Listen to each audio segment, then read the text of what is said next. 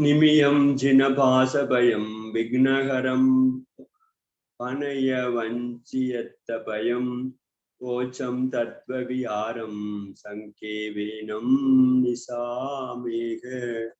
आदिनाथ भगवान की जय, आदिनाथ भगवान की जय, आचार्य कुंद कुंद भगवान की जय, आचार्य गुरुवर श्री विद्यासागर महामुनिराज की जय, पूजा तो महाराज की जय। तो सम्यक दर्शनத்தினுடைய பேதங்களை பார்த்தோம். ஸோ பிரதம உபசம சம்யக்துவம், द्वितीय உபசம சம்யக்துவம் அப்படின்னு சம்யக்துவம் ரெண்டு வகையா இருக்குது. பிரதம உபசம சம்யக்துவம் ரெண்டு வகையா இருக்குதுன்னு பார்த்தோம். प्रथम उपसम सम्यक्त्व प्राप्त करने की अधिकारी முதல் சம்யக்துவம் முதல்ல அநாதி மித்யாதிஷ்யா இருக்கிற ஜீவனுக்கு சம்யக் தர்ஷனம் வருது. அது பிரதம உபசம சம்யக்துவம். சோ அதுல யாருக்கு அதிகாரி, யார் அந்த பிரதம உபசம சம்யக்துவத்தை பெறுவதற்கு தகுதி உள்ளவர்கள் அப்படின்னா, इतना निश्चित है कि सम्यक दर्शन संज्ञी पंचेंद्रिय पर्याप्त भव्य जीव को ही होता है. सो முதல்ல सम्यक दृष्टि அப்படின்ற பேர், सम्यक दृष्टि அப்படின்ற பேர் யாருக்கு வரும்னா பவ்ய ஜீவனா இருக்கணும். முதல்ல பவ்ய ஜீவனுக்கு தான் வருது, அபவ்ய ஜீவனுக்கு வராது. ரெண்டாவது அஞ்சேந்திரிய ஜீவனா இருக்கணும். சஞ்சி மனமுள்ள பஞ்சேந்திரிய ஜீவனுக்கு தான் सम्यक दृष्टि பேரே வருது. அதனால மனமில்லாத ஜீவனு, அஞ்சீந்திரியம் இல்லாத ஜீவனு, அபவ்ய ஜீவனுக்கு सम्यक दृष्टि பேரே வரது கிடையாது. ரெண்டாவது भव्यों में भी उसी को होता है जिसके संसार परिभ्रमण का काल अर्थ उत्कल परावर्तन की काल से अधिक बाकी नहीं है. सो ரெண்டாவது பவ்ய ஜீவனா இருந்தா கூட எல்லாரும் सम्यक दृष्टि சொல்ல முடியாது.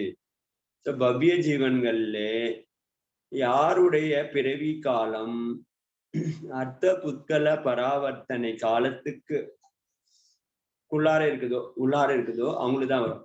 அர்த்த புத்கல பராவர்த்தனை காலத்துக்கு மேல இருக்கக்கூடிய ஜீவனுக்கு அது பவ்ய ஜீவனா இருந்தா கூட सम्यक दृष्टि பேர் வராது. ஏன்னா सम्यक्तुम வராது. लेशाओं के विषय में एक नियम है कि मनुष्य और त्रियंच के 3 शुभ लेशा में से कोई लेशा हो और देव तथा नारगी के जहां जो लेशा बतलाई उसी में भी औपशमिक सम्यक दर्शन हो सकता है. सो लेशे नोकला பார்க்கும்போது எந்தெந்த லேஷை இருக்கும்போது வருதுன்னா, சோ மனுஷனுக்கும் விலங்கு இருக்கும். மனுஷன் விலங்குக்கு 3 சுபலேஷை இருக்கணும். பத்ம பீத சுக்ல லேஷை, அந்த 3 லேஷையில் ஏதாவது ஒரு லேஷை இருக்கும் போதுதான் சம்யக்துவம் வருது, உபசம சம்யக்துவம் வருது. தேவர்களிலும் நாரகிகளிலும் என்னென்ன லேஷை சொல்லப்பட்டு இருக்குதோ அந்த லேஷைகள்ல ஔபசமிக சம்யக் தர்ஷனம் வர முடியும். நரகத்துல பாத்தீங்கன்னா எல்லாமே அசுப லேஷா தான் இருக்குது. அதனால இது அங்க நாரகிக்கும், ஸோ தேவன்ல பார்த்தா சுபலேஷா தான் இருக்குது. ஸோ என்னென்ன லேஷா இருக்குதோ அந்த லேஷை அவங்களுக்கு சொல்லியிருக்காங்க. ஸோ அது அவங்களுடைய உடம்பும் லேஷையும் மாறுறது கிடையாது. அதனால அங்க எந்த இதுவும் கிடையாது, அந்த நாரைக்கு வர முடியும்.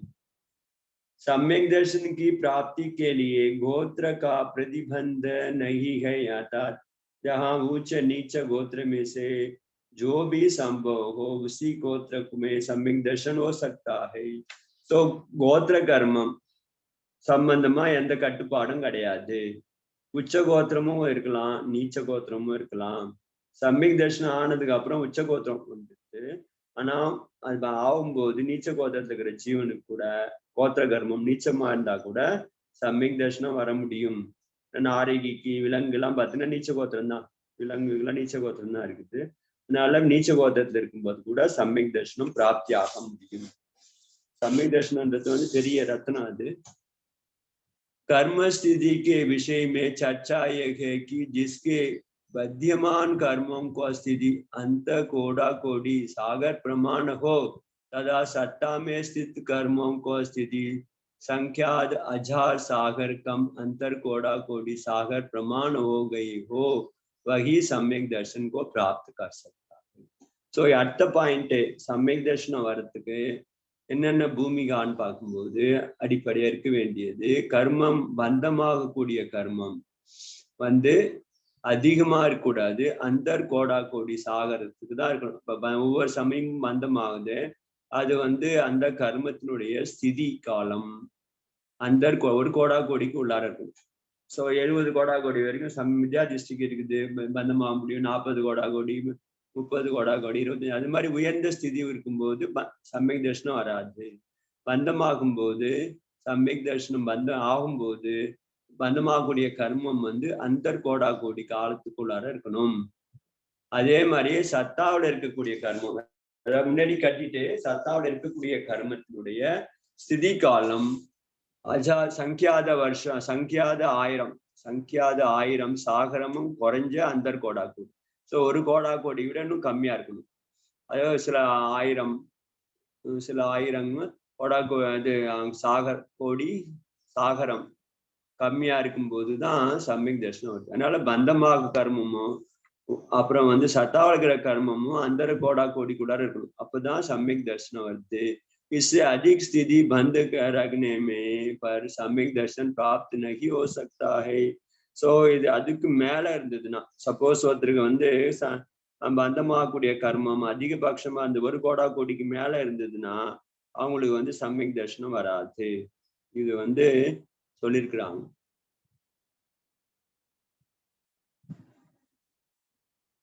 ரொம்ப முக்கியமான பாயிண்ட். இது வந்து கர்ம சித்தாந்தம் படி பார்க்கும்போது பந்தமாகக்கூடிய கர்மமும் சத்தாவளகிற கர்மமும் அந்தர் கோடா கோடி அளவுக்கு இருக்கணும்.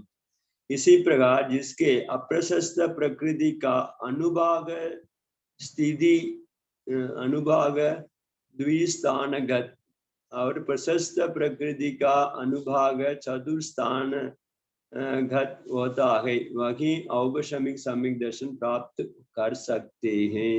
ஸோ இதே போலயே யாருடைய அப்பிரசஸ்த பிரகிருதினா பாப பிரகிருதி அனுபாகம் வந்து ரெண்டு ஸ்தானங்கள், இரண்டாவது ஸ்தானம் அளவுக்கும் புண்ணிய பிரகிருதியினுடைய அனுபாகம் 4 ஸ்தான அளவுக்கும் இருக்கணும். அதாவது அப்பிரசஸ்த பிரகிருதியினுடைய அனுபாகம் கம்மியாகவும் பிரசஸ்த புண்ணிய பிரகிருதியினுடைய உதயம் அனுபாக சக்தி அதிகமாகும். அது 2 மடங்கு ஜாஸ்தி. அது மாதிரி சதுஸ்தான அளவுக்கு இருக்கணும்.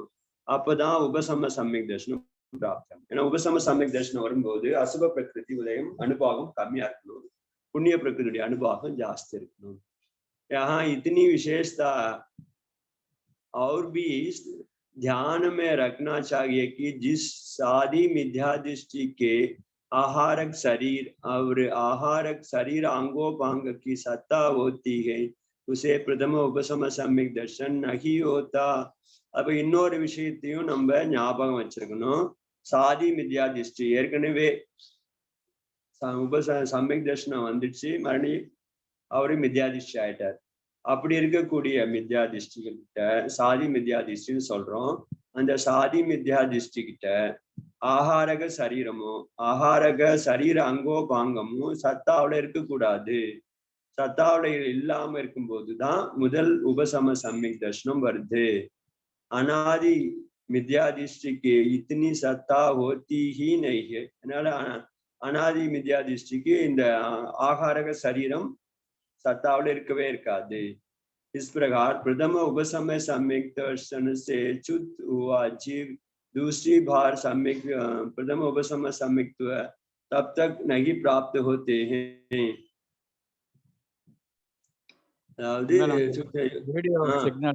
வீடியோ சிக்னல் வராதுங்களா? எனக்கு வீடியோ இருக்கு, எனக்கு வந்து சார்ஜ் இல்ல, சார்ஜ் போட கம்மியா இருக்கு. சரிங்க சரிங்க, வந்துடுங்க. அதனாலதான் दूसरी बार प्रथम उपसमयक दर्शन जब तक प्राप्त नहीं हो सकता जब तक कि भेदक काल का में रहता है. ஸோ இன்னொரு விஷயம் என்னன்னு கேட்டீங்கன்னா, பிரதம உபசம சமயத்துவத்தினுடைய காலத்துல பேதக காலம் இருக்காது. இருக்கணும், பேதக சமயத்த காலம் இருக்காது. அப்பதான் சமயக் தர்ஷனம். ஏற்கனவே வேதக சயோபசம சமயக் தர்ஷனம் இருக்கும்போது உபசம சமயக் தர்ஷனம் வராது. அதனால முக்கியமானது மித்யாதிஷ்டி தான் வருது. ஏற்கனவே ஒரு உபசம சமயக் சயோபசம சமயக் திஷ்டியா இருந்தாருன்னா அவருக்கு வராது. वैदिक काल के भीतर यदि उसे सम्यक दर्शन प्राप्त करने की अवसर आता है तो वह वैदिक सयोगक्षम सम्यक दर्शन को ही प्राप्त करता है. ஸோ வேதக காலம் அதுல சம்யக் தர்சனம் வந்ததுன்னா அவருக்கு வந்து சயோக சம்யக் தர்சனம் தான் வருமே தவிர பிரதம உபசம சம்யக் தர்சனம் वराது. वैदिक काल के विषय में ये कहा गया है सम्यक दर्शन से च्युत हुआ जो विद्याधिष्ठ जीव एकेंद्रिय पर्याय में भ्रमण करता है वह संजीव पंचेंद्रिय होकर प्रथम उपसम सम्यक दर्शन को तभी प्राप्त कर सकता है जब उसके सम्यक्त्व तथा सम्यक मिथ्यात्व इन दोनों प्रकृति की स्थिति एक सागर से कम शेष रह जावे. ஸோ இன்னொரு விஷயமும் சொல்லியிருக்கிறாங்க. பிரதம உபசம வேதக காலம் சம்பந்தமா சொல்லியிருக்கும் போது சம்யக் தர்சனத்துல இருந்து ஒரு ஜீவன் இறங்கி மித்யாதிஷ்டி ஜீவன் ஆயிடுத்து. ஸோ மித்யாதிஷ்டி ஜீவன் ஆகி மறுபடியும் ஒரீந்திரிய ஜீவனாக போயிடுத்து. ஸோ அது திரும்பி ஒரீந்திரிய ஜீவன் திரும்பி பஞ்சேந்திரிய ஜீவனாக வந்ததுன்னா பிரதம உபசம சம்யக் தர்சனம் பிராப்தி ஆக முடியும்.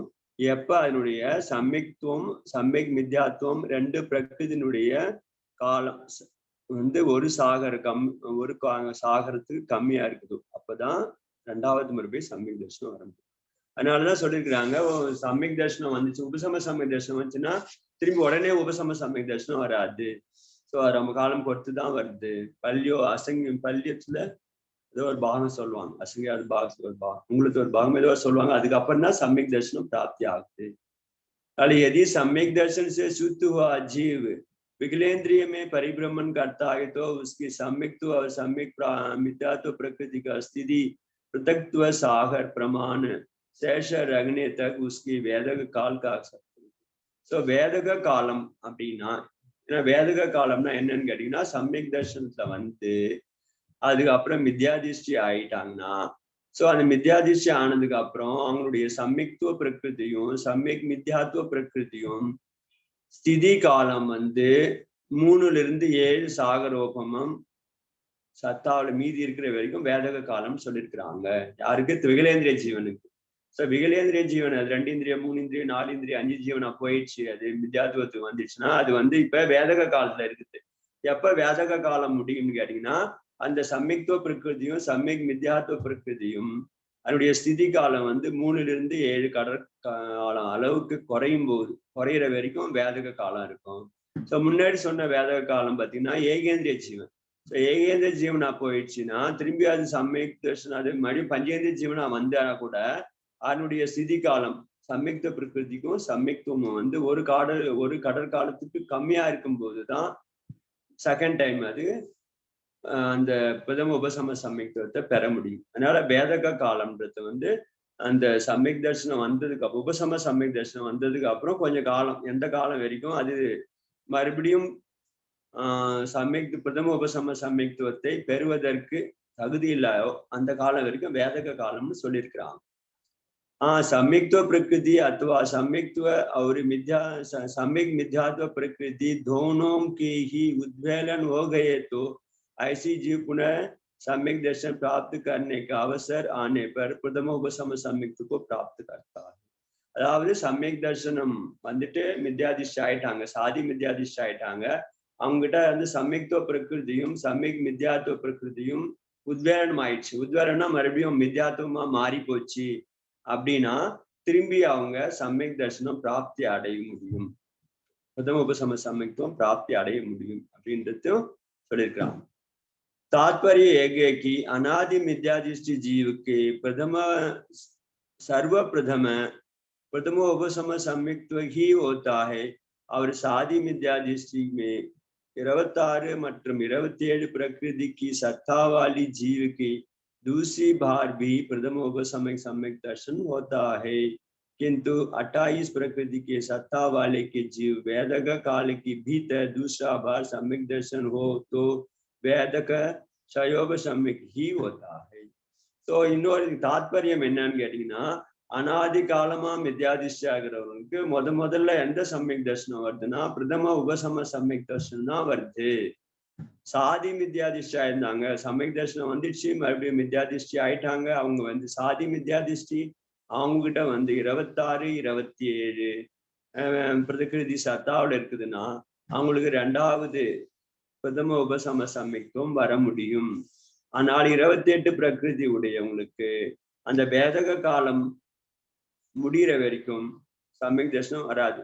அவங்களுக்கு வந்து சம்யக் தர்சனம் வந்தாலும் அது சயோபசமிக்கு சம்யக் தர்சனமா தான் இருக்கும். வேதக காலம் முடிஞ்சதுக்கு அப்புறம் பிரதம உபசம சம்யக் தர்சனம் வரணும். அதனால பிரதம உபசம சம்யக்துவத்துக்கும் சயோபசம சம்யக்துவத்துக்கும் வித்தியாசம் இருக்குது. பிரதம உபசம சம்யக்துவம் அந்தர்மூர்த்த காலம் தான் வருது. ஸோ அதுக்கப்புறம் வந்து மித்யாதிஷ்டி ஆயிடுவாங்க, கண்டிப்பா ஆயிடுறாங்க. அல்லது சயோபசம சமிதிஷ்டி ஆயிடுறாங்கன்னா ஸோ அவங்களுக்கு வந்து திரும்பி செகண்ட் டைம் சயோபசமம் உபசம சம்யக் தர்சனம் வர்றதுக்கான காலம் சொல்லியிருக்கிறாங்க.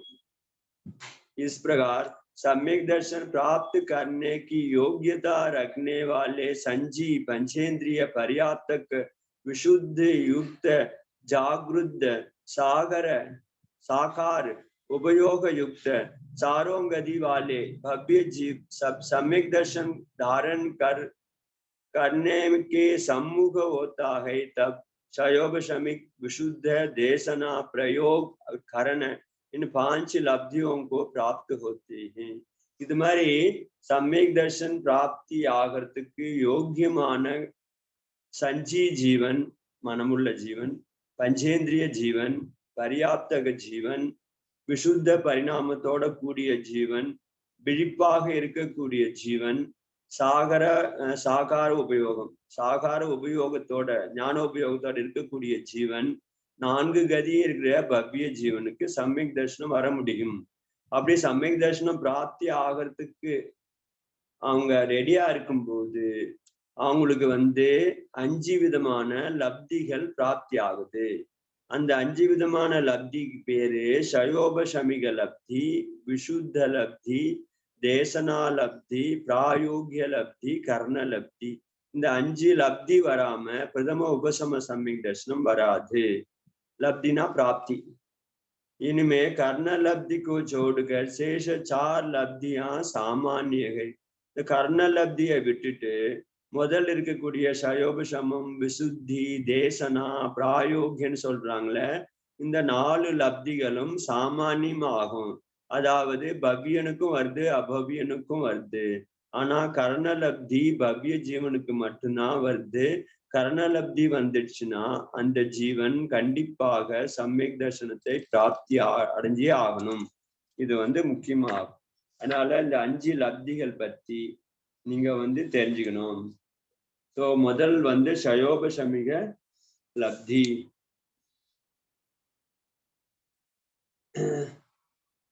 சயோபசமிக லப்தினா पूर्व संचित कर्म पडल की अनुभाग स्पत्तकों को का विशुद्धि के द्वारा प्रति समय अनंत गुणित हीन होते हुए उदीरणा को प्राप्त होना शयोपशमिक लब्धि है. इस लब्धि के द्वारा जीव के परिणाम उत्तरोत्तर निर्मल होते जाते हैं. सो நம்மளுடைய உணர்வுகள் அது பரிணாமம் சமயம் சமயம் அதிகமாக விருத்தி ஆகினே போகுது. அது ஏன் விருத்தி ஆகுங்கன்னா நம்மளுடைய பாவம். ஸோ ஏதோ ஒரு பூஜை, பக்தி, சுவாத்தியாயம் அல்லது தர்மோபதேசம் ஏதோ ஒரு காரணமாக நம்மளுடைய பாவத்துல பரிணாமத்துல தூய்மை வருது. ஸோ அந்த தூய்மை காரணமாக நம்ம முன்னாடி சேர்த்த கர்மங்கள் அதனுடைய அனுபாகம் சேர்த்த சக்தி, அதாவது பலன் கொடுக்கக்கூடிய சக்தி உடைய அந்த ஸ்பர்தகங்களுடைய உதிரணை, அதாவது அந்த பாப கர்மங்கள், அந்த கர்மங்கள் வந்து நிறைய உதிரணை ஆகுது. உதிரணை ஆகுதுன்னா விலகிட்டே போகுது. வேகமா உதிரணை ஆகும் போது நம்ம ஆத்மாவில தூய்மை வருது. அதனால ஆத்மாவில தூய்மை வர்றதுக்கு கர்ம உதிரணை காரணமாக கர்ம நீர்ச்சரை, அதாவது சீக்கிரம் நிறைய நீர்ச்சரை ஆகும்போது ஆத்மாவில தூய்மை வருது, உதிரணை ஆகும்போது. ஸோ அப்ப வந்து நம்மளுக்கு சயோபசமிக லப்தி வருது. சயோபசம்னா ஜாஸ்தி ஆகுது, சயோபசமம் ஜாஸ்தி ஆகுது. ஸோ அதனால ஒவ்வொரு சமயமும் அந்த ஷயம் உபசமம், ஷயோபசம்னா அந்த பாப பிரகிருதியினுடைய அனுபாக சக்தி குறைஞ்சினே போகுது. அதனால ஆத்மாவோட தூய்மை அதிகமாகினே போகுது. இதுக்கு பேரு ஷயோபசம லப்தி அப்படின்னு சொல்றாங்க. ஒவ்வொரு சமயமும் சமயக் தர்சனம் பருவத்துக்கான அந்த பாவனை அல்லது அந்த உணர்வு காரணமாக ஆத்மாவுல தூய்மை வருது. ரெண்டாவது வந்து विशुद्धि लब्धि, सादा वेदनीय आदि प्रशस्त प्रक्रियों की बंध में कारणभूत परिणामों की प्राप्ति को विशुद्ध लब्धि कहती. सो विशुद्ध लब्धिனா விசுத்தமான பரிணாமம். ஸோ விசுத்தமான பரிணாமம் காரணமா, தூய்மையான பரிணாமம் காரணமா சமயம் சமயம் சாதா வேதனீய கர்மம் முதலான புண்ணிய பிரகிருதிகளினுடைய பந்தம் அதிகமாகும். ஸோ அந்த எல்லாமே பாவனை தான் காரணம். ஸோ நம்மளுக்கு சாதா வேதனீய முதலான புண்ணிய பிரகிருதிகள் பந்தமாகறதுக்கான பரிணாமம் நம்மளுக்கு வருது. அது வந்து விசுத்தி லப்தி. ஸோ விசுத்தி லப்தினா எந்த சமயத்துல நம்மளுக்கு வந்து புண்ணிய பிரகிருதி அது மாதிரி அதிகமாயினே போகும். பந்தம் ஆகிறதுக்கான பரிணாமம் அவ்வளோ தூய்மையாகுது. சாதா வேதனி கர்மம் நிறைய பந்தமாகனே போகுது. அது பேர் வந்து விசுத்தி லப்தி. மூணாவது தேசனா லப்தி. தேசனா லப்தி வந்து மூணாவது லப்தி. 6 திரவியம் மற்றும் 9 பதார்த்தங்கள் உபதேசத்துக்கு பேரு தேசனா. தேசனானா உபதேசம். 6 பொருள் பற்றியும் 9 பதார்த்தம் பற்றியும் உபதேசம் கிடைக்கிறதுக்கு பேர் தேசனா லப்தி. இப்ப நான் படிச்சுங்கிறேன், ஸோ நீங்க கேட்குறீங்க, அல்லது 6 திரவியம் பத்தி யாரோ படிக்கிறாங்க, நீங்க கேட்குறீங்க. 6 திரவியம் பத்தி உபதேசம் சொல்றாங்க, கேட்குறீங்க. 9 பதார்த்தம் பத்தி சொல்றாங்க, நீங்க கேட்குறீங்க, உங்களுக்கு புரியுது அப்படின்னா உங்களுக்கு வந்து தேசனா லப்தி வந்துடுச்சு. ஸோ சயோபிஷம லப்தி காரணமா உங்களுக்கு சயோபிஷமம் அதிகமானதுனால உங்களுக்கு தர்மம் கேட்கறதுக்கு புரியுது, ருச்சி வருது, சயோபிஷம் ஆயிடுக்குதுன்னு அர்த்தம். அப்புறம் வந்து அந்த சயோபிஷம் காரணமா தர்மம் கேட்குறீங்க. கேட்கும்போது உங்களுடைய ஆத்மாவில் விசுத்தி பிராப்தி ஆகுது, தூய்மை வருது. ஸோ அது வந்து விசுத்தி லப்தி. தேசனா லப்தினா ஸோ உங்களுக்கு சயோபிஷமும் இருக்குது, பாவத்துல தூய்மையும் இருக்குது. ஆனா தேசனா உபதேசம் பண்றதுக்கு அங்க ஆள் வந்துட்டாங்க, உபதேசம் பண்ண ஆரம்பிக்கிறாங்கன்னா தேசனாவும் வந்துடுச்சு. उक्त देशना की दाता आचार्य आदि की लब्धि को और उपदिष्ट अर्थ का ग्रहण धारण तथा विचारणा की शक्ति की प्राप्ति को देशना लब्धि कहते हैं. அதாவது இந்த 9 பதார்த்தம் 6 திரவியம் பத்தி உபதேசம் பண்றதுக்கு ஒரு ஆச்சாரியர் கிடைச்சிட்டாரு. அவர் மூலமாக உபதேசத்தை நம்ம கிரகணம் பண்றதுக்கு, சிந்தனை பண்றதுக்கு சக்தியும் நம்ம கிட்ட இருக்குதுன்னா நம்ம கிட்ட தேசனா லப்தி பிராப்தி ஆச்சு. இப்ப நிறைய பேருக்கு ஆச்சாரியர் கிடைக்கிறது கிடையாது, கிடைச்சாலும் அதை கிரகணம் பண்ணக்கூடிய, அதை புரியறதுக்கு, அதை ஏத்துக்கிறதுக்கு, அதை வந்து சிந்தனை பண்றதுக்கு சக்தி வேணும். நிறைய பேர் கேட்குறாங்க, அப்படியே ஒண்ணுமே புரியலன்னு விட்டு போயிடுறாங்க. சொன்னா அவங்களுக்கு வந்து அந்த லப்தி கிடைக்கல. அதனால தேசனா லப்தினா தர்மோபதேசத்தை கேட்கறதுக்கு ஆச்சாரியர், அதை சொல்றதுக்கு ஆச்சாரியரும், அதை கேட்கறதுக்கு நம்மளுடைய சக்தியும், கேட்டு புரிஞ்சுக்கிற அளவுக்கு சக்தியும் வர்றதுக்கு பேரு தேசனா லப்தி. இப்ப மூணாவது லப்தி முடிஞ்சுது. அப்புறம் प्रायोग्य लब्धि, आयु कर्म की छोड़कर शेष कर्मों की स्थिति को अंतर कोड़ा कोड़ी सागर प्रमाण कर देना और अशुभ कर्म में से गादियों कर्म की अनुभाग को लता और धारू इन 2 स्थानगत तथा अगाधि कर्मों के अनुभाग को नीम और कांजरा इन 2 स्थानगत कर देना प्रायोग्य लब्धि है. ஸோ பிராயோகிய லப்தினா 4வது லப்தி, சமயக் தர்ஷனம் அடையறதுக்கு முன்னாடி வரக்கூடிய லப்தி இது. ஸோ இங்க வந்து கர்மத்தினுடைய அனுபாகத்தை பல வகையில சொல்லிடுறாங்க. ஒண்ணு லதா வடிவம், லதாவுன்னா அப்படியே சாஃப்டா இருக்கு, வளைஞ்சிருது. அப்புறம் தாருன்னா கோல், அதுக்கப்புறம் கம்பம், அதுக்கப்புறம் எலும்பு அப்படின்னு சொல்லிட்டு 4 வகை இருக்கு. ஸோ அந்த அனுபாக சக்தி வந்து ரொம்ப கம்மியா இருக்குது. லதா வடிவமாகவும் கொடி வடிவமாகவும் அப்புறம் வந்து குச்சி வடிவமாகவும் இருக்கும்போது அந்த அசுப கர்மத்தினுடைய காதி பிரக்கினுடைய அனுபாக சக்தி அவ்வளவு அனுபாக சக்தி குறைஞ்சி போயிடணும். அகாதி கர்மத்தினுடைய அனுபாக சக்தியும் பார்த்தீங்கன்னா அதுவும் குறையும் போது நம்மளுக்கு வந்து பிராயோகிய லப்தி வருது. அந்த சமயத்துல ஆயுள் கர்மத்தை விட்டுட்டு மத்த கர்மத்தினுடைய ஸ்திதி, அதாவது ஸ்திதினா ஸ்திதி காலம், கோடா கோடி சாகர் பிரமாணமா இருக்கணும். ஸோ இது முக்கியமா ஆகுது. நிறைய கர்ம ஸ்திதி இருந்துச்சுன்னா பிராயோக லப்தி வராது. ஸோ பிராயோக லப்தி மூலமாக அந்த சத்தாவில் இருக்கக்கூடிய கர்மத்தை நம்ம கோடா கோடியாக குறைச்சிக்கிறது. இரண்டாவது அசுப பிரகிருதியான காதி பிரகிருதியுடைய அனுபாகத்தை லதா அல்லது கொடி உச்சி வடிவமாகும். அகாதி கர்மத்தினுடைய அனுபாக சக்தியை வேப்பிலை காஞ்சி அது மாதிரியும் அந்த கம்மியில அவளுக்கு கொண்டு போகும்போது பிரயோகிய லப்தி வருது. அப்புறம் கர்ண லப்தி. சோ கர்ண பாவம் கி காத்தே ஹே, கர்ணம்னா பாவத்தை சொல்றாங்க.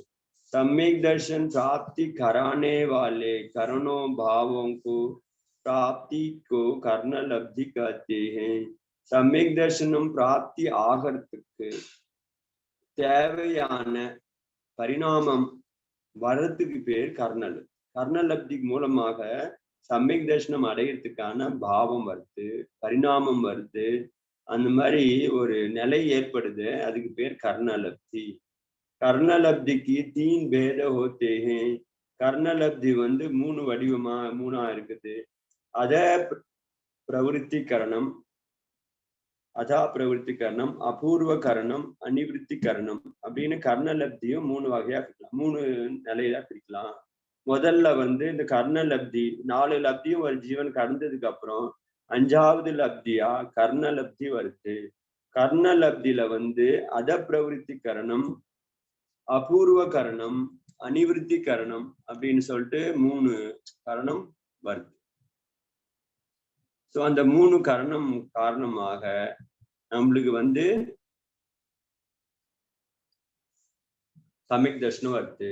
அத கரணம்னா என்னன்னு பாருங்க. அத கரணம் जो करण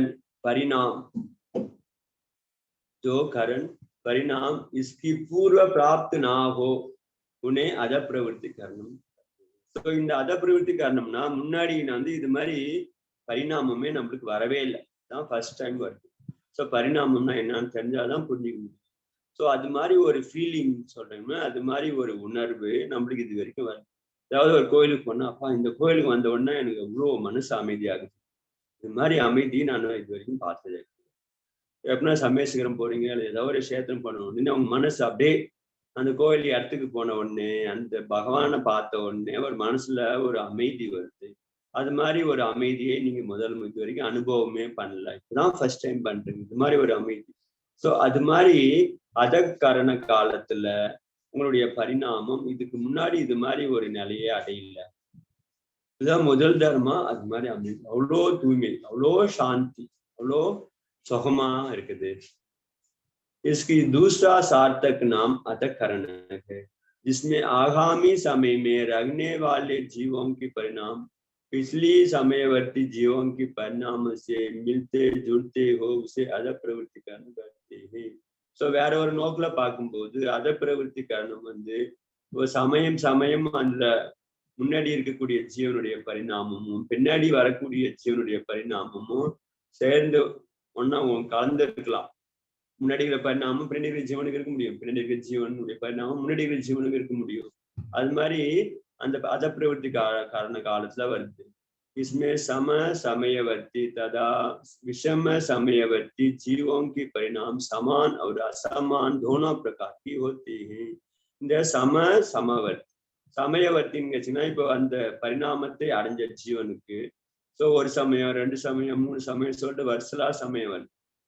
அந்த சமயம் அதாவது அந்த கர்ணலப்தி காலத்துல அந்த மூத்த ஒரு கர்ணலப்தி காலம். ஸோ அந்த கர்ணலப்தியில என்டர் ஆன உடனே முதல் சமயம், 2வது சமயம், 3வது சமயம் அப்படின்னு சொல்லிட்டு ஒரு சமயமா நீங்க கவுண்டிங் பண்றீங்க வந்ததுல இருந்து. ஸோ அப்ப வந்து சமயவர்த்தி ஜீவன் பேர். அந்த சமயவர்த்தி ஜீவன்ல விஷம சமயவர்த்தி ஜீவனுடைய பரிணாமமும் அதுக்கப்புறம் வந்து சமயவர்த்தி ஜீவனுடைய பரிணாமமும் சமானமாகவும் இருக்கலாம், असमानமாகவும் இருக்கலாம். जैसे पहली समय में रहने वाले जीवों की परिणाम 1 से 10 नंबर तक के हैं, दूसरा समय में रहने वाले जीवों की परिणाम 6 से लेकर 15 नंबर तक के परिणाम भिन्न समयवर्ती होने पर भी परस्पर मिलते जुलते हैं. உதாரணமா முதல் பரிணாமத்தை நம்ம நம்பர் பண்றோம். முதல் பரிணாமம் கொஞ்சம் கம்மியா இருக்கு, ரெண்டாவது பரிணாமம், மூணாவது பரிணாமம், நாலாவது பரிணாமம். ஸோ பரிணாம நம்பர் வந்து ஜாஸ்தியாக விசுத்தி ஜாஸ்தி ஆகுது, தூய்மை ஜாஸ்தி ஆகுதுன்னு வச்சுக்கோங்க. இப்போ முதல் சமயத்துல வந்து வரக்கூடிய ஜீவனுடைய நம்பர் பரிணாம நம்பர் 1 to 10 வச்சுங்க. ரெண்டாவது சமயத்துல வரக்கூடிய ஜீவனுடைய பரிணாமம், ரெண்டாவது சமயத்துக்கு போயிடுச்சு, அந்த ஜீவனுடைய பரிணாமம் பாத்தீங்கன்னா 11 இருக்காது, 6 to 15 வரைக்கும் இருக்கலாம். அதனால முதல் சமயத்திலையும் 6 to 10 வரைக்கும் இருக்குது. ஸோ ரெண்டாவது சமயத்திலையும் 6 to 10 வரைக்கும் இருக்கலாம். ஸோ முதல் சமயத்துல 1 to 10 வரைக்கும் இருக்கலாம், ரெண்டாவது சமயத்துல வந்து 6 to 15 வரைக்கும் இருக்கலாம். இப்ப வந்து இந்த 6 to 10 இருக்குது, முதல் சமயத்துல இருக்குது, ரெண்டாவது சமயத்துல இருக்கு. ஸோ இது மாதிரி வேற வேற சமயத்துல ஒரே பரிணாமம் உள்ள ஜீவன்கள் இருக்கிறதுக்கு பேர் அத பிரவृत्ति कारणम. इसी प्रकार प्रथम समयवर्ती अनेक जीवों में 1 से 10 तक परिणाम के समान परिणाम हो सकते हैं, अर्थात कि इन्हें 2 जीवों के साथ 14 नंबर का परिणाम है, किन्हीं तो 2 जीव के 5 नंबर की परिणाम है. அதே மாதிரி இந்த 1 to 10 பரிணாம நம்பர் முதல் சமயத்துல வரக்கூடிய ஜீவன்களுக்கு ஒன்னா இருக்கணும்ன்றது அவசியம் கிடையாது. சில ஜீவனுக்கு வந்து 5 இருக்கலாம், சில ஜீவனுக்கு வந்து 7 இருக்கலாம், ஒரு ஜீவனுக்கு வந்து 1 இருக்கலாம். ஸோ அது மாதிரி அங்கேயும் வந்து அந்த பரிணாமத்துல வித்தியாசம் இருக்குது. एक परिणाम की समानता असमानता नाना जीव की अपेक्षा घटित होते हैं. அதனால இந்த பரிணாமத்தினுடைய சமான தன்மையும் அசமான தன்மையும் வேற வேற ஜீவன்கள் நோக்குல சொல்லப்பட்டிருக்கிறது. इस कारण का काल अंतर्मुहूर्त है, उसमें उत्तरोत्तर समान वृद्धि को लिए हुए संख्यात लोक प्रमाणकरण परिणाम होते हैं. ஸோ இந்த காலம் பார்க்கும்போது கர்ணலப்தியினுடைய காலம் அந்தர் முகூர்த்தமா இருக்குது. ஆனா உத்தரோத்தர சமான விருத்தி கேள்வி மேல மேல அந்த 5 கரணம் மொத்த காலமே அந்தர் முகூர்த்தம் தான். ஆனா மேல மேல 5 கரணத்துல முதல் காரணத்தோட ரெண்டாவது காரணத்தோட மூணாவது காரணம், நாலாவது காரணம்னு சொல்லும்போது அதுல வந்து காலம் குறைஞ்சினே போகுது. பரிணாமங்கள் நம்பர் பார்க்கும்போது ஒன்ன காட்டில ஒண்ணு வந்து அசங்கியாத லோக பிரமாண அளவுக்கு அதிகமாகவும் இருக்கு. ஒரு 10னா ரெண்டாவது சமயத்துல 10 to 100 வரைக்கும், மூணாவது சமயத்துல 100 to 1000 வரைக்கும் இருக்கும். ஸோ அது மாதிரி மேல மேல கரணங்கள்ல பரிணாமத்தினுடைய அளவு ஜாஸ்தி ஆகுது. ஸோ இதுக்கு பேரு வந்து அதகரண காலம், அதகரண பிரவೃತ್ತಿ காலம். நிறைய புரியாது, ஃபர்ஸ்ட் டைம் கேட்கறவங்களுக்கு ஒண்ணுமே புரியாது. இருந்தாலும் இது மாதிரி இருக்குதுன்னு மாதிரி கேட்டுக்கிறேன். 2-3 தடவை கேட்கும்போது படிக்கும் போதுதான் இந்த கர்ணலப்தி 5 கரணம்ன்றது என்னன்னு புரியும். முதல் சமயம் கேட்கறவங்களுக்கு ஒண்ணும் புரியாது, இது மாதிரி சொல்றாங்க அப்படின்னு மட்டும் கேட்டுக்கணும். கொஞ்சம் கொஞ்சம் சப்தம் இருக்குது. அத கரணம், அபூர்வ கரணம், அனிவர்த்தி கரணம் பாத்தீங்கன்னா அந்த இதுல இருக்குது, கொஞ்சம் புஸ்தகம் இருக்குது.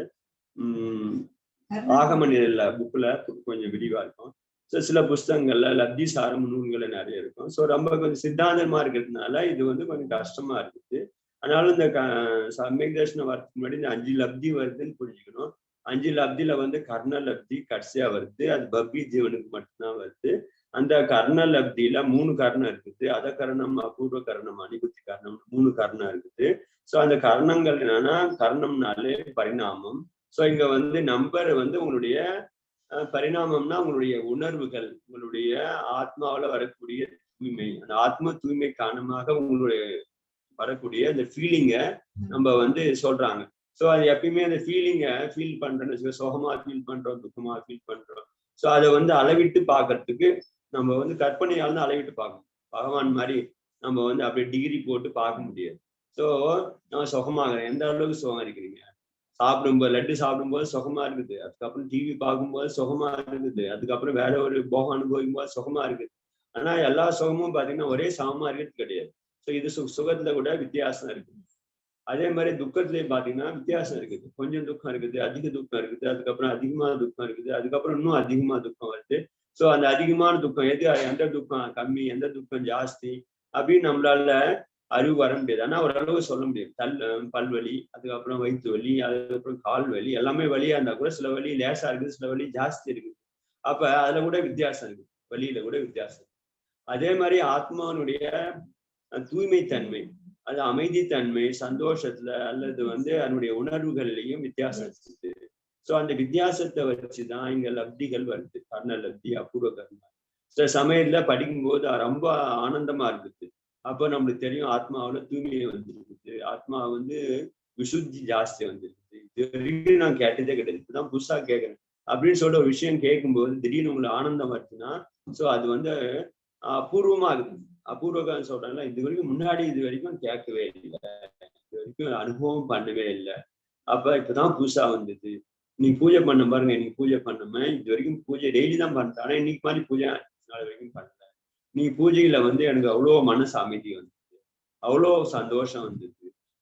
அபூர்வத்துல கிடையாது, அதாவது பூர்வத்துல கிடையாது. அது மாதிரி சொல்றோமே, அதுக்கு பேர் அபூர்வ கர்மம். அபூர்வம்னா முன்னாடி, பூர்வத்துல கிடையாது, பூர்வ காலத்துல கிடையாது. அபூர்வம் ரொம்ப அபூர்வமா வந்துக்கிறீங்க நீங்க, ரொம்ப அபூர்வமா போகுது. இது வரைக்கும் அது வரவே இல்லை, புதுசா வந்துருக்குது, அதுக்கு அபூர்வம்னு சொல்றாங்க. அது மாதிரி இந்த சம்யக் தர்சனம் வரும்போது கூட நம்மளுடைய இதுல அவ்வளவு அபூர்வமா ஒரு உணர்வு வருது. நம்ம இவ்வளவு காலம் வீணாகிட்டோம், சரி இவ்வளவு காலம் தர்மம் தெரியாமலே போயிட்டு இருக்கு. நான் ஒரு தர்மம் கேட்கும்போது எவ்வளவு ஆனந்தமா இருக்கு, அதனால இந்த தர்ம காரியம் பண்ணும்போது எவ்வளவு ஆனந்தம் வருது. சோ அப்படின் போது அது அபூர்வ காரணம் சொல்றாங்க. जिसमें प्रत्येक समय अपूर्व अपूर्व अर्थात नए नए परिणाम होते हैं, उसे अपूर्व करना कहते हैं. எந்த காலத்துல நம்மளுக்கு புதுசு புதுசா புது புது உணர்வுகள் வருது, இந்த உணர்வுகள் இது வரைக்கும் நம்மளுக்கு வந்ததே கிடையாது. நிறைய பேருக்கு பாத்தீங்கன்னா இந்த கர்மத்தினுடைய உபசமம் சயோபசமம் ஒட்டி பரிணாமங்கள்ல தூங்கி வரும். ஒருத்தர் இது வரைக்கும் தானமே கொடுத்துருக்க மாட்டார், ஆனா அவருக்கு பஞ்சகல்யாணத்திலயோ அல்லது பூஜையிலயோ அல்லது விதானத்திலயோ போன உடனே அவருக்கு ஒரு பாவம், தானம் பண்ணணும் தானம் பண்ணணும். சோ அப்ப தானம் பண்ணுன்ற உணர்வு வருது. இது வரைக்கும் அந்த உணர்வு வந்ததே கிடையாது. வீட்டுக்கு போய் ரசீது கொடுத்தா கூட பாத்தீங்கன்னா போடவே மாட்டார், ஒரு ரூபா எல்லாத்துக்கும் போடணும். ஆனா அப்படிப்பட்டவரே தானாவே பாவம் அந்த உடனே இன்னும் கொடுக்கணும், இன்னும் 1000 நான் ஏலம் எடுக்கிறார், 1000 5000 10,000 சொல்லிட்டு எடுக்கிறாருன்னா, சோ அது மாதிரி பாவம் எப்படி வந்ததுன்னு கேட்டீங்கன்னா இது முன்னாடி வரவே இல்லை, புதுசா வந்துக்குது. சோ அப்ப புது புது பரிணாமம், அதுக்கு பேர் புதுசா வந்தது. எனக்கு அங்க போன உடனே அது மாதிரி எண்ணம் வந்துச்சு. சோ அது நய பரிணாமம், அது அபூர்வ காரணம்னு பேர். जैसे पहली समय में रहने वाले जीवों को यदि 1 से लेकर 10 नंबर तक की परिणाम होते, तो दूसरे समय में रहने वाले को जीव को 11 से 20 तक परिणाम होते हैं. சோ அபூர்வ அர்த்தகரணத்துல பாத்தீங்கன்னா முதல் சமயத்துல 1ல இருந்து 10 பரிணாமம்னா, 2வது சமயத்துல 6ல இருந்து 15 சொன்னார். ஆனா அபூர்வ காரணத்துல முதல் சமயத்துல 1ல இருந்து 10 பரிணாமம் வச்சுக்கோங்க. பரிணாமத்துக்கு நம்ம நம்பர் கொடுத்தாச்சு விசுத்தி தூய்மையில. 2வது சமயத்துல 10 11ல இருந்து 20 வரைக்கும் இருக்கும். சோ முதல் சமய பரிணாமமும் 2வது சமய பரிணாமமும் மிங்கில் ஆகாது. சோ 1ல இருந்து முதல் சமயத்துல 1ல இருந்து 10, 2வது சமயம் 11ல இருந்து 20 அப்படி இருக்கும் இந்த பரிணாமம். அதனாலதான் அபூர்வ காரணம். ஆனா முன்னாடி இந்த மாதிரி பரிணாமம் கிடையாது, முதல் சமயத்துல கிடையாது. 2வது சமயத்துல 2வது சமயத்துல பரிணாமம் 3வது சமயத்துல கிடையாது, இன்னும் விசுத்தி வருது. 3வது சமயத்துல என்ன பரிணாமம், அது 4வது சமயத்துல கிடையாது, அதை விட விசுத்தி வருது. ஒவ்வொரு சமயமும் அது மாதிரி தூய்மை ஆகினே போகுது. அது மாதிரி இருக்கிறது அபூர்வ காரணம். अपूर्व कारण में समयवर्ती जीवों की भाव समान व असमान दोनों प्रकार की होते हैं, परंतु भिन्न समयवर्ती जीवों की परिणाम असमान ही होती है. अपूर्व कारणத்துல காலத்துல சமயவர்த்தி ஜீவன்கள் சமமா சமயவர்த்தியுடைய பாவம் சமானமாக இருக்கலாம் அசமானமாக இருக்கலாம். ஆனா பின்னவர்த்தி சமயவர்த்தி ஜீவனுடைய பரிணாமத்துல அசமானமா தான் இருக்குது. உதாரணமா 1வது சமயத்துல அபூர்வ காரண ஸ்தானத்தை அடைஞ்ச ஜீவனுக்கு 1ல இருந்து 10 வரைக்கும் இருக்கலாம். ஆனா 1 இருக்கலாம், 2 இருக்கலாம், 3 இருக்கலாம், 4 இருக்கலாம், 5 இருக்கலாம். அதனால சமானமா இருக்கணும்னு அவசியம் கிடையாது, அசமானமா இருக்கு. ஆனா முதல் 1க்குள்ள 10க்குள்ள தான் இருக்கும். 2வது சமயத்துல வந்த ஜீவனுக்கு 2வது சமயத்துக்கு போயிடுச்சுன்னா அந்த ஜீவனு 11ல இருந்து 20க்குள்ளார இருக்கும். அதனால முதல் சமய ஜீவனோடையும் இந்த 2வது சமய ஜீவனையும் எப்பயுமே சேரவே சேராது. அதுதான் இங்க சொல்றாங்க अपूर्व करना गुणस्थान சமயத்துல. जैसे पहली समय में रहने वाले और दूसरे समय में रहने वाले जीवों के परिणाम कभी समान नहीं होते, அதனால முதல் சமயத்திலிருந்து வந்த ஜீவனுக்கும் இரண்டாவது சமயத்திலிருந்து வந்த ஜீவனுடைய பரிணாமமும் சமானமாகவே இருக்காது. அதுதான் வந்து அபூர்வ காரணத்தினுடைய இது. சர்ச்சா நானா ஜீவனுக்கு அபேட்சா, இந்த சர்ச்சை வந்து நாலா ஜீவனுக்கு நோக்கில சொல்லப்பட்டிருக்கிறது. இஸ் காலபி அந்தர் மூத்த கால பிரமாணகை. சோ இந்த இரண்டாவது அபூர்வ கர்ண சமய காலம் கூட பாத்தீங்கன்னா அந்தர் மூத்த காலம் தான். इसमें भी उत्तरोत्तर वृद्धि को प्राप्त हुए असंख्यात लोग प्रमाण परिणाम होते हैं. அதனால ஒவ்வொரு சமயமும் விருத்தி ஆகினே போகக்கூடிய அசங்கியாத லோக பிரமாண பரிணாமங்கள் இந்த காலத்துல இருக்கு, அபூர்வ கர்ண காலத்திலே இருக்குது. அசங்கியாத லோக பிரமாண அதனால பரிணாமம் பாத்தீங்கன்னா ஒண்ணுதான் ரெண்டுதான் கிடையாது, உலகம் அளவுக்கு இருக்குது. அசங்கியாத லோகம் ஒரு உலகம் கிடையாது, அசங்கியாத உலகம் இருந்துச்சுன்னா எத்தனை பரிணாமம் இருக்குமோ அத்தனை பரிணாமங்கள் நம்மளுக்கு வர முடியும் இருக்குது. எந்தெந்த பரிணாமம் எந்தெந்த சமயத்துல வரும் அப்படின்னு நம்மளால சொல்ல முடியாது. ஸோ சமயத்துல விசுத்தி ஜாஸ்தி ஆகினே போகலாம், விசுத்தி பண்ணினே போகலாம். அதனால பல டிகிரிகள்ல பரிணாமம் இருக்குது. மூணாவது வந்து அனுவிருத்தி கரணம். जहां तक समय में एक ही परिणाम होते हैं उसे अनुवृत्ति करण कहते हैं. ஸோ அனுவிருத்தி கரண காலம் பாத்தீங்கன்னா அதுவும் அந்தர் முகூர்த்தம். ஸோ அந்த அந்தர் முகூர்த்தத்துல எத்தனை சமயங்குதோ அத்தனை சமயம் இருக்குது, அத்தனை பரிணாமம் தான் இருக்குது. ஸோ வேற ஒரே பரிணாமம் தான் எல்லா ஜீவனுக்கும் இருக்கும். அனுவிருத்தி கரணத்தை அடைஞ்ச ஜீவனுடைய பரிணாமம் பாத்தீங்கன்னா முதல் சமயத்துல எல்லா ஜீவனுக்கும் ஒரே மாதிரி இருக்கு, ரெண்டாவது சமயத்துல எல்லாருக்கும் ஒரே மாதிரியே இருக்கு. 1 to 10 அப்படிலாம் கிடையாது, ஒரே பரிணாமம் தான் இருக்கு. ஸோ அதுக்கு பேர் தான் அனிவிருத்தி கரணம். इस कारण में समयवर्ती जीवन के परिणाम समान ही होते हैं. இந்த கர்ண காலத்துல சமயவர்த்தி ஜீவனுடைய பரிணாமம் சமானமா தான் இருக்குது. விஷம சமயவர்த்தி ஜீவனுக்கு பரிணாமம் அசமானமேயே இருக்குது. அதாவது வேற வேற சமயத்துக்கு ஜீவனுடைய பரிணாமம் வேற வேற தான். ஏன்னா ஒரு சமயத்துக்கு ஒரு பரிணாமம் தான். முதல் சமயத்துல ஒரு பரிணாமம்னா அதே பரிணாமம் தான் எல்லா ஜீவனுக்கும் இருக்கும். ரெண்டாவது சமயத்துக்கு போன ஜீவனுடைய பரிணாமம் கூட ரெண்டாவது அப்படியே தான் இருக்கும். சமானமாக தான் இருக்கும். இதுதான் வந்து அனிவிருத்தி காரணத்தினுடைய விசேஷம். इसलिए उस समय में जितने जीव होंगे वो सबके परिणाम समान ही होंगे और भिन्न समय में जो जीव होंगे उनके परिणाम भिन्न ही होंगे. அதனால இந்த அனிவிருத்தி காரணத்துல எல்லா ஜீவனுடைய பரிணாமமும் இந்த எல்லா ஒரே சமயத்துல சமமா இருக்குது, வேற வேற சமயத்துல வேற வேறவா தான் இருக்குது. நான் இந்த அபூர்வ காரணத்தினுடைய காலம் ரொம்ப ரொம்ப சின்னது. அத காரணத்தை விட அபூர்வ காரணம் கம்மியா இருக்குது, அபூர்வ காரணத்தை விட அனுவிருத்தி காரணம் கம்மியா இருக்குது. इसके प्रत्येक समय में एक ही परिणाम होते हैं. इन तीनों कारणों में परिणामों की विशुद्धता उत्तरोत्तर बढ़ती है. सो இந்த மூணு காரணத்திலையும் பரிணாமம் வேற வேறவா இருக்குது.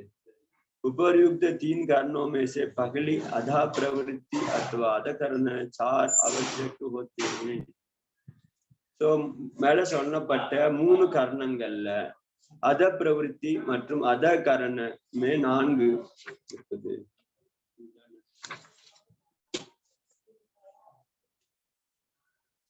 சமய சமமே அனந்த குணி விசுத்தி ஓத்தி. சமயக் தர்ஷனம் அடையும் போது பிரதம உபசம சமயக் தர்ஷனம் அடையும் போது ஏற்படக்கூடிய லப்தி காலம் 5 லப்தியில அதுல வந்து என்னென்ன விசேஷம் இருக்குதுன்னு பாத்தீங்கன்னா சமயம் சமயம் அனந்த குணி விசுத்த தன்மையை ஆத்மா பெறும். அதாவது ஒவ்வொரு சமயமும் விசுத்தி வந்துன்னே இருக்குது, அதாவது தூய்மை வந்துன்னே இருக்குது, பக்தி வந்துன்னே இருக்குது, அல்லது அமைதி வருது. அது மாதிரி परिणामங்கள்ல विशुद्धि வருது. प्रत्येक अंदर मुहूर्त में नवीन बंध को स्थिति घटती जाती है. ஒவ்வொரு அந்தர் முகூர்த்தத்திலையும் சமய தர்ஷனம் அடையிற காலத்துல அல்லது பிரதம உபசமய சமய காலத்துல ஒவ்வொரு அந்தர் முகூர்த்தத்திலையும் புதிய பந்தம் புதிய ஸ்திதி குறைஞ்சினே வருது, புதுசா கர்மம் பந்தம் குறைஞ்சினே வருது. प्रत्येक समय प्रशस्त प्रकृति का अनुभाग अनंत गुणी बढ़ती जाती है. ஒவ்வொரு சமயமும் பிரசஸ்த பிரகிருதினா புண்ணிய பிரகிருத்தினுடைய அனுபாகம் அனந்த மடங்கு அதிகமாகும். அதாவது பந்தமாகக்கூடிய பாவ கர்மம் புண்ணிய கர்மம் பந்தமாச்சுன்னா புண்ணிய கர்மத்தினுடைய அனுபாக சக்தி, அதாவது பலன் கொடுக்கக்கூடிய சக்தி அனந்த மடங்கு சமய சமயம் அனந்த மடங்கு வித்தியாயினே போகுது. प्रत्येक समय अप्रशस्त प्रकृति का अनुभाग अंतर अनंतवा भाग अर्थे जाती है ஒவ்வொரு சமயமும் பாவ பிரகிருதிகளுடைய அனுபாக சக்தி குறைஞ்சினே போகுது. ஸோ இந்த நாளும் முக்கியமாகுது.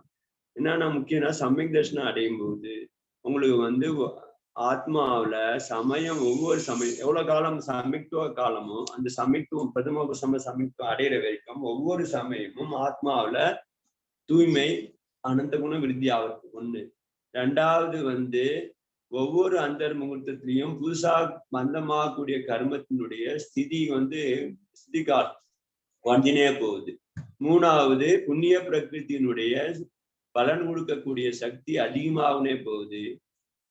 நாலாவது பாப பிரகிருதிகளுடைய அனுபாக சக்தி கொண்டினே. ஸோ இப்படி போகும்போதுதான் சமயக் தர்ஷனம் பிராப்தி. இல்லை சமயக் தர்ஷனம் பிராப்தி ஆகுது. அதனால பிரதமோபசம சமயத்துவ காலத்துல இந்த நாளுமே நடக்குது. அதனால எப்ப நடக்கும்னு சொல்ல முடியாது. எந்த நேரத்துல வேணா நடக்கலாம். எந்த சமயத்துல உங்களுடைய ஆத்மாவில தூய்மை அப்படியே கலந்துனே போதோ அந்த சமயம் சமயக் தர்ஷன காலமாக இருக்க முடியும். வந்திருக்கலாம் நம்மளுக்கு. அப்படி எப்படின்னா அனுபவத்துல பாருங்க, நம்மளுடைய தூய்மை விசுத்தி அதிகமாச்சுன்னா சமயக் தர்ஷன காலம் அதுன்னே இருக்க முடியும். அதனால ஒவ்வொரு சமயமும் அப்பிரசஸ்த பிரகிருதியுடைய அனுபாக சக்தி கொண்டினே போகட்டும். ஒவ்வொரு சமயமும் பிரசஸ்த பிரகிருதியுடைய அனுபாக சக்தி வந்து அதிகமாகிமே போறதும் அடிப்படையா நடக்குது. इसकी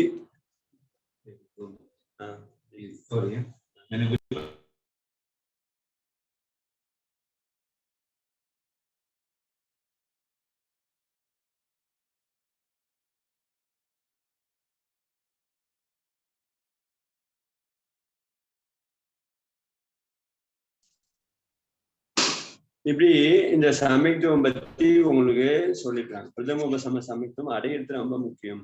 நல்ல பிரதமோபசமய சமயத்துவம் பார்த்தீங்கன்னா இன்னும் நம்ம வந்து சயோ சமய சமயத்துவம், சாயிக சமயக் தர்சனம், அப்புறம் சமய தர்சனத்துடைய பேதம் எல்லாத்தையுமே விளக்குறாரு. ஆனா பிரதம உதம சமயம் அனாதிகால மித்யாதிஷ்டி ஜீவனு எப்படி சமயக் தர்சன பிராப்தி ஆகுதோ அந்த பிராப்தி ஆகும்போது அது என்னென்ன அனுபவம் வருதோ அதுதான் இங்க சொல்றாரு. ஸோ அந்தந்த நேரத்துல அவங்க ஆத்மாவில அவ்வளோ தூய்மை வருதுன்றத முக்கியமாகுது. அதனால அந்த தர்ம விஷயங்கள்ல அது தர்ம சுவாத்தியாயத்திலேயோ பூஜையிலையோ பண்ணும்போது அப்படியே மனம் ஒன்றி ஒரு நிலையோட பண்ணும்போது உங்களுக்கு கண்டிப்பா இது மாதிரி கர்மத்தினுடைய ஸ்திதி அனுபாகம் மாறுறத நம்ம நேராவே பார்க்கலாம். பாவ பிரகிருதி அப்ப அந்த சமயத்துல நம்ம பக்தியோட பண்ணும்போது விசுத்தியோட பண்ணும்போது பாவ பிரகிருதி அனுபாகம் குறையுது, புண்ணிய பிரகிருதியுடைய அனுபாகம் ஜாஸ்தி ஆகும். அதனால நம்மளுக்கு வந்து கிரியை முக்கியம். அந்த கிரியை பண்ணும்போது உங்களுடைய பாவம் அஜய்க சார்ல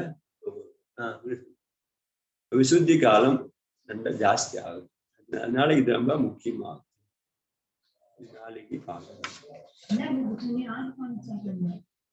ஆகமன் बोधि समाधि परिणाम शुद्धि स्वात्मोपलब्धि शिव सौख्य चिंतामणिं चिंतित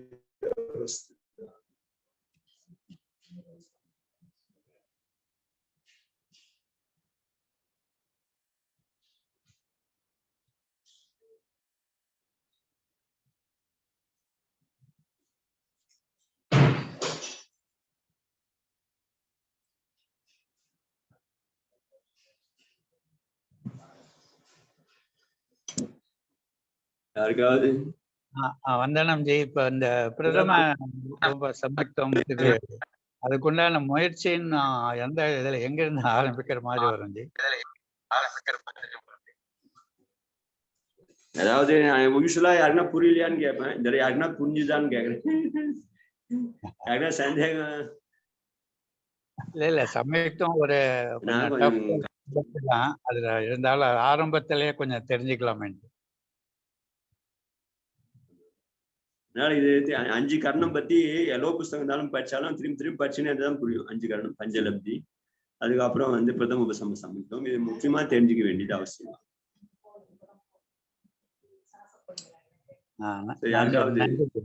நன்றி. வேற யாருக்கும் சந்தேகம் ஹேண்ட் ரைஸ் பண்ணுங்க. புரியல கூட கேட்கணும். உதயகுமார் ஜெயின் அங்க கொடுங்க. அதாவது புரியுதான்னு கேட்கலாம். அன்மியூட் பண்ணு. முதுகு மரங்கள்ல அன்மியூட் பண்ணிக்கிறேன் பாருங்க. ரொம்ப அதாவது நீங்க சொன்ன மாதிரி அபூர்வ கரணம் அதெல்லாம் வரும்போது ஒரு சில இதுதான் வந்து கொஞ்சம் ஏற்கனவே படிச்சது புரியுது, மெய்யெல்லாம் திருப்பி திருப்பி படிச்சாதான் புரியும் போல் இருக்கேஜி. ஆனா நீங்க சொன்ன மாதிரி இதை கேட்டுக்கிட்டே இருக்கும்போது இது வரைக்கும் புரியாத ஒரு சில விஷயங்கள்லாம் புரியுற மாதிரி நமக்கு ஒரு அந்த அதுல கான்சென்ட்ரேட் பண்ணும்போது மட்டும் நல்ல அதுல இன்ட்ரெஸ்டிங்கா இருக்குச்சு. நேரத்தை வந்து அதுலயே கவனமா இருந்தோம்னா கொஞ்சமாவது புரியுது. இன்னைக்கு வந்து பேசுறதுல அபூர்வ கரணம் முதல்ல வர அந்த பரிணாமம் தூய்மையாகும் போது அது அபூர்வ கரணம்னு சொன்னீங்க. அந்த மாதிரி ஒரு சிலதெல்லாம் புரியுது, ஒரு சிலது ரொம்ப டீப்பா கவனமா கேட்க வேண்டியிருக்குச்சு. ஆனா திருப்பி திருப்பி படிக்கும் போது புரியுது, அதன் பிறகு மறந்துடுச்சு. அதான் ஆனா படிக்க வேண்டியது எது வரைக்கும் நம்மளுக்கு வந்து புரியலையோ தெளிவாகலையோ அது வரைக்கும் திரும்பி திரும்பி படிச்சுனே இருக்கணும், விடக்கூடாது. சரி அத அப்புறம் புரியலன்னு சொல்லிட்டு விடவே கூடாது. எது வரைக்கும் புரியலையோ திரும்பி திரும்பி படிக்கணும், திரும்பி திரும்பி கேட்கணும். திரும்பி திரும்பி கேட்கும்போது கொஞ்சம் கொஞ்சமா புரிய ஆரம்பிக்கும். அப்புறம் புரிஞ்சிச்சுன்னா அதுக்கப்புறம் ஒரு தடவை புரிஞ்சு போச்சுன்னா அதுக்கப்புறம் மறக்க போறது கிடையாது.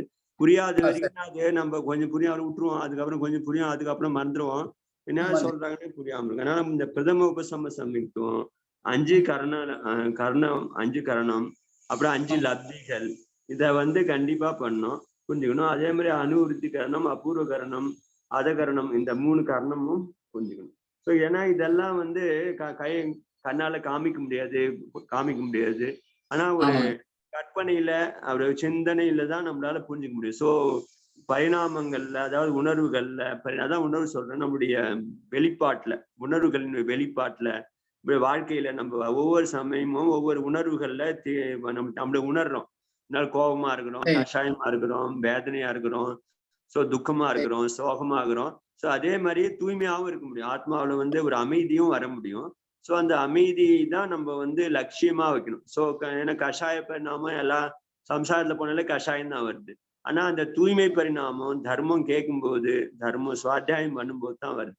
சோ அந்த தூய்மையை நம்ம லட்சியமா வச்சுன்னு நம்ம இருக்கும்போது கண்டிப்பா கர்மத்தினுடைய அங்க ஸ்திதியோ அனுபாகம் பாப கர்மத்து சயமோ எல்லாமே தானாவே நடக்குது.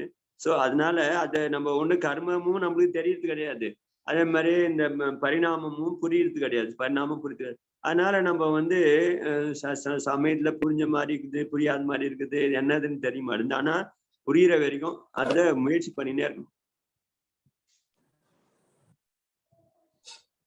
நீங்க உங்க வகுப்பெல்லாம் நாங்க கேட்க இப்ப எவ்வளோ மாறுதல் என்னுடைய எண்ணங்கள்ல தூய்மை இருக்குன்றது இப்ப வர நானே ரியலைஸ் பண்றேன் ஜி. ஏன்னா முன்ன மாதிரி எல்லாம் வந்து அவசரப்படுறது, கோபப்படுறது இதெல்லாம் ரொம்ப அளவுக்கு குறைஞ்சிருக்கு ஜி. அதனால இதெல்லாம் உங்களுடைய பிரயோஜனம் கேட்க தான் எங்களுக்கு வந்து அதுல ஒரு ஈடுபாடு ஏற்பட்டு ஒரு இதெல்லாம் ஒரு மாறுதல் தான் ஜி. எல்லாம் இந்த மாறுதலுக்கு பேர் தான் பரிணாம சேஞ்சஸ், பரிணாமம் வித்தியாசம் வந்து பரிணாமத்தை தூய்மைன்னு சொல்றோமே. சோ ஏன்னா நம்ம எக்ஸ்பிளைன் பண்ண முடியாது. இப்ப நம்ம அனுபவத்துல பார்க்கும்போது முன்னாடி நான் இப்படி இருந்தா இப்ப இருக்கும்போது நம்மளுக்கு பரிணாமம் கொஞ்சம் பெட்டரா இருக்குது, முன்னாடி மாதிரி அவ்வளவு கோபம் பட்டுன்னு வரல அப்படின்னா அது பரிணாமத்துல வரக்கூடிய தூய்மை தான், விசுத்தி தான் காரணம். ஸோ அப்ப அதுக்கேற்ற மாதிரி கர்மத்திலையும் பாத்தீங்கன்னா உங்களுக்கு பாப பிரகிருதி பந்தம் ஆவத்துலையும் குறைஞ்சிருக்குது, புண்ணிய பிரகிருதி பந்தம் ஆவத்து வந்து இன்க்ரீஸ் ஆகினே இருக்குது. அது நீங்க வந்து பகவானுக்கு தான் தெரியும். ஆனா நம்ம சாஸ்திரம் மூலமா இதை உறுதிப்படுத்தலாம். ரொம்ப பயனடைஞ்சிருக்கேன் ஜி. நாங்கள் குறிப்பா என்னுடைய விஷயத்துல வந்து நிறைய முன்னைக்கும் இப்போ வித்தியாசம் எனக்கு நல்லாவே தெரியுது. எல்லாம் இந்த ஆகம கருத்துக்கள்லாம் கேட்கதான் இவ்வளவு நாள் மிஸ் பண்ணாலும் இப்போவாது எனக்கு ஒரு சந்தர்ப்பம் கிடைச்சிருக்குன்னு ரொம்ப சந்தோஷமா இருக்கு. ரொம்ப நன்றி ஜி உங்களுக்கு.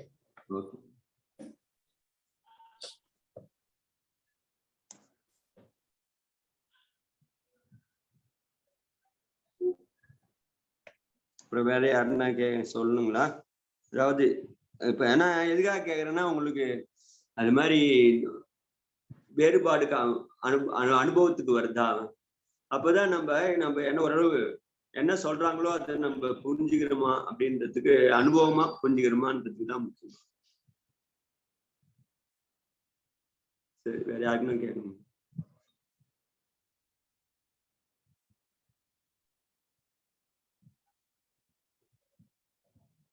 சரி என் பண்ணிடலாம். வந்தனம் விஜய் என் பண்ணிடலாம் போல இருக்கு. யாரும் இல்லை. ஓகே ரெக்கார்டிங் கூட ஆஃப் பண்ணிடுங்க. பண்ணி